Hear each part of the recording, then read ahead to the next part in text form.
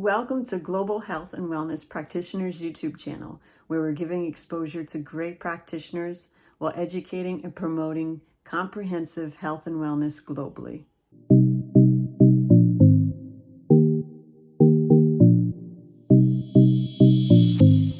Today we're speaking to Zane Curfman from Ohio about spiritual healing. He's a spiritual healer and has studied with many different indigenous cultures or traditions. He's a Sansista, a priest of Afro Caribbean tradition of Sanse. He's a Curandero Spanish folk healer and a Paqo Kuna indigenous Peruvian nature mystic healer. So thank you, Zane, for showing up. We've been kind of communicating for a couple of years now, and now you're finally on here and sharing your wisdom and sharing your grace with us today. Personally, I want to hear a little bit about your background and what got you into this journey. Absolutely. I'm so happy to be here. I came from a very spiritual background. My father was a Baptist missionary preacher, and he was also a Freemason. And so spirituality was always at the forefront of my life. And I came from an area of Appalachia where the old traditions of medicine work, what we would call root work, hoodoo, all these type of traditions were still alive and well and part of the daily life at that time. So I came from a very mystical kind of background. Later, as I was developing in my late teens, early 20s, I was searching for more structure in my life. And through a few coincidental synchronicities that happened and a pretty bad accident where I was in a coma, I eventually came to find my teachers in the Peruvian Andes. And this is a group of Indians that live high in the mountains above Cusco, Peru.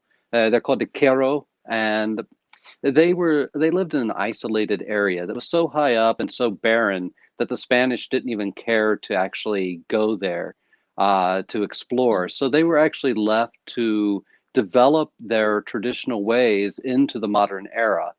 They were discovered by my first teacher, Juan's father, Oscar Nunez del Prado, who was an anthropologist in the 1950s, and he had the first expedition there.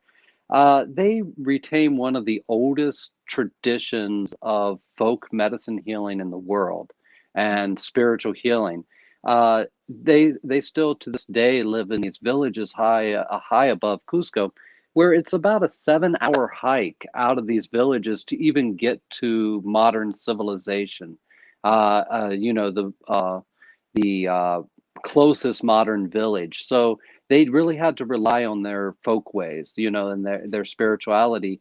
If you break a leg or an arm or you get sick, you don't get to go to the hospital. It's far too arduous of a journey. So what you actually end up doing is going to the folk healers there. So that was one part of my background. Another part is the Sansista, and that is the Afro-Caribbean tradition. And while I was working with the natives, these spirits of Africa started coming to me. The openings that they were giving me brought me to these spirits of these African spirits that were calling me for deeper work with them. And that is when I found my godfather, Hector Selva, and I became an initiated priest in that tradition. And there is one more tradition that you're part of as well. Well, yeah, the curandero tradition. Curandero is just a Spanish word or a Latin word that means healer. So, in especially the northern part of Peru, the Huachimero, which is the San Pedro healing tradition, they're called curanderos. But any folk healer is a curandero in the Latin language. Okay. I was going to ask more about the Paqo Kuna in Peru, and Yeah. I forgot the question. Yeah. Well, I'll just start talking a little bit about it, and then if you remember the question, feel free to interrupt and ask me. The Paqo Kuna tradition, it's based off of the ancient traditions of the Inca Empire, and especially the Paqo Kuna tradition that I first was initiated into is called the Inkari tradition, and that comes from the Kero people that I was just speaking of. And it's a tradition of nature mysticism. We would call it shamanism also in the modern era, but it is a tradition where we learn to communicate with the forces of nature and how to have an interdependent relationship with them, how to see nature as beings and not as uh, dry, dead resources. You know, the earth is a real life being. She's our mother. And when we approach it in that way, we're able to start a relationship and a communication, a dialogue with her that teaches us about ourselves. And through this, we learn so much about ourselves that we start to develop our own spiritual abilities and gifts. And then we can offer those in service to the rest of the world. Yeah, if you could share a little bit more about their philosophies and um, Well, the truth is, there is no philosophy there. They're not a philosophical people. And you'll find this with most of the indigenous traditions of the world. They're a doing people, they're a being people. So they don't really think about things so much as a philosophy, but we in the West do. So I'll try to translate that the mhm. best I can. For the most part, they believe in a universe of living energies. We call it Kausai Pacha. And the Gaosai Pacha is a metaphysical universe that creates the template for this universe.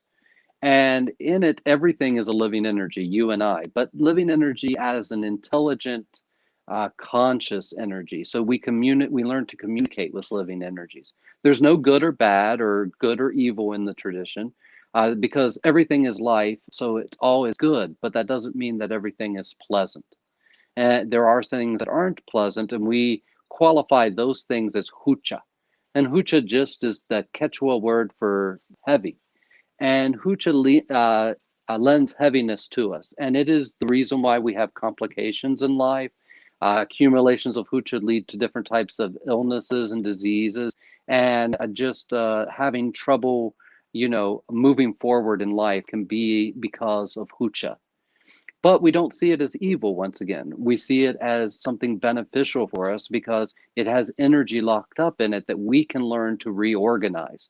And as we learn to reorganize these energies and not to hold them away from us, we start to be able to use this energy that was frozen up in something that in our culture we would call negative. We're able to reassign it and then use it to fulfill our dreams and to revitalize our bodies and things like this. Hmm. And there is what something else that you talked about a couple of years ago was about meeting people where they're at. Absolutely, yeah, because everyone's at a different place. So the tradition, as I first learned it, is a high tradition of the Alto Misayok, and that is the priest at the high table. But um, there are people who are not functioning at that level. So part of a spiritual healer or part of a mystic's job is to be able to translate the information to the person that is needing to receive healing or needing to receive magic to move on in their lives. So we see the world as being based on seven different levels or seven different planes. No one level's better than the others. You know, in our tradition in the Western mindset, we see it as a hierarchy, and we see that level two must be better than level one. But the truth is that each level has its own gifts. Like we would say the zero level, the absolute base level of humanity is a very unconscious level of humanity where people take what they want without regard for who they hurt or anything like that. And even though we see that as something not so positive, uh, also from that level is our ability to have intuition, our ability to have instincts and impulse. So we don't demonize any of these levels. What I teach at is the third and fourth level of the priesthood, which is the level of harmony. And we see that all the levels below the third level are kind of infected by a organizing principle of fear, Hmm. that there's a right and wrong way to do things. So what I teach at is the level of harmony. We're moving beyond the fear-based paradigm into a harmony-based paradigm, where we can see the world's great religious traditions as all equal, even though they're different, and honor the differences instead of trying to relate them away.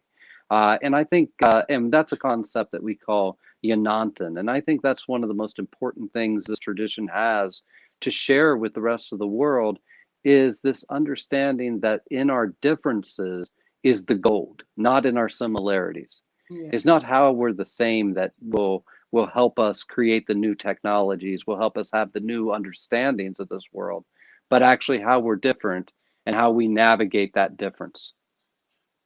And grow and learn from it. Absolutely, yeah. So we're trying to learn to grow, and as I was talking about those levels, we kind of see them as an apartment building that has what would you call it? Double mirrors. So, like at the first level, you can look up, and all you're going to see is the reflection of the first level. So when you look to heaven, you're only going to see what you already believe reflected back to you. But at the second level, you can look down and see the first level more clearly. So each one of the levels or floors of this apartment building allows us to honor and respect the previous levels more, which gives us more understanding into the nature of our creation. And then maybe an understanding that there are higher levels. Higher, but in a Yeah, parallel. right. We don't really, just like I'm an Alto Masayok, and that is a high priest. We don't see ourselves any higher than the Pampa Masayok. We see ourselves as having different gifts. And we need each other. We're actually right beside each other, parallel. So there is no one-upmanship or anything like that. I have as much to learn off of a priest that's at a lower level as they have to learn off of me. Yeah, yeah. The inclusion rather than separation is one of the biggest goals of to Yeah, keeping. Go ahead. oh, yeah, absolutely. We're trying to be more inclusive, and this was something that the ancient Inca Empire had was its inclusivity because it had over 100 different ethnic groups in it, each with their own religions and gods. Yet all of them were celebrated equally in the temples. All of them were seen as on equal footing, and once again seen as the differences are how we're going to grow and how we're going to develop and learn more things. So, that's a big part of the Paqo Kuna work. Another part of all that work is healing. And, in spiritual healing, a lot of us hear things like spiritual healer, Reiki healer, all these different traditions out there. But in the end, a lot of times we say they're working with energies. And that's a little disrespectful, I believe, because these energies are not just some kind of dumb, deaf, and blind resource that we as the healer are able to pick up on and flow and things like this. They're actually alive and conscious, and it is through the relationship that we develop with them that we are able to produce the effects. And that's why spiritual healing is an art and not a science. We try to ascribe scientific principles to it, but those are just metaphors for it, and they're not actually what's going on because it's outside of the realm of intellect. It's outside of that realm of a technique or technology. We're not learning to be skilled technicians. We're learning to be soulful artists. And so it's being within that flow of energy where we are in communication with a greater intelligence that we are able to then bring through the healing. And the healing doesn't happen because the healer is doing it on you. You're as much a part of that healing as the healer you go to. It's not we shouldn't worship the healer or see them put them on a pedestal. They're just a person with a particular skill set or a particular gifts that were given to them. But one of the biggest problems I think that has come up in this whole region of spiritual healing is people are doing it in an intellectual pursuit these days. They're going after it as if it's knowledge and wisdom that they have to attain and then that they can disperse to others, where it's actually a state of being. that we fall into in a relationship with the unseen world. And to really create a strong bond with these spirits, with these intelligences that we call energy, we have to clear ourselves and do our own healing. This is the path of the wounded healer. Uh, and if we don't do our own healing, then what we end up doing is projecting the broken or unhealed parts of ourselves, our wounds, onto our clients. So everyone that comes to us, instead of truly getting the information that's going to help them the most, we're just getting the information we need to help ourselves. And but since we're not applying it inwardly, we're applying it outwardly. This is one of the disconnects that happen in spiritual healing and leads to not such great results. Because it really is the healer's job to clear themselves of their own wounds, heal themselves, and then to learn how to develop a relationship with the unseen.